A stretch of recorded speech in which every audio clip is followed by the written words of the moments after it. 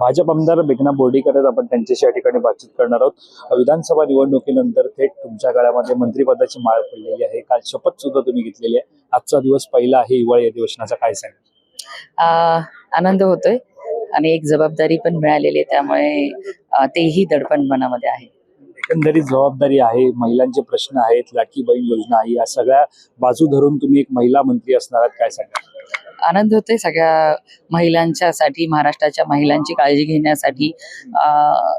आदरणीय मुख्यमंत्री देवेंद्र फडणवीस साहेब सर्वांचे लाडके देवाभाऊ सोबत आहेत, त्यामुळे हे पुढील 5 वर्ष महाराष्ट्रातील महिलांसाठी उन्नतीचे, प्रगतीचे असणार आहे। महाराष्ट्राच्या राजकारणात बदल होताना पाहायला मिळत आहे। अडीच वर्षांचं मंत्रिपद असणार आहे तुमच्या काळात, पहिल्यांदाच तुम्हाला मंत्रिपद मिळालंय, काय वाटतं या सगळ्या अडीच वर्षांमध्ये?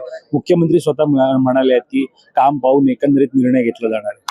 हो, निश्चितच चांगलं काम केलं तर कंटिन्यू ठेवतील, नाही केलं तर मग बदलतील। त्यामुळे अडीच वर्षाबाबत काय वाटतं?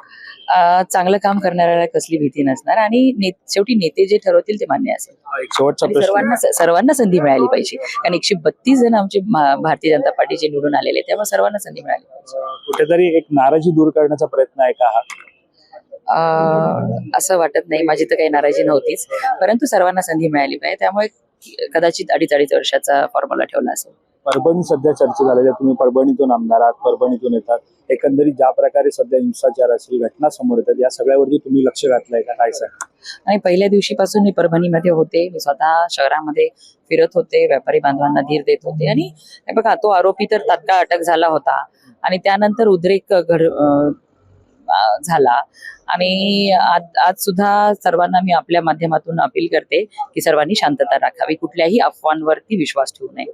शेवटचा प्रश्न, कोणतं खातं तुम्हाला घ्यायला आवडेल? जे देतील ते खातं मला आवडेल, त्यात मी छान काम करून दाखवेन।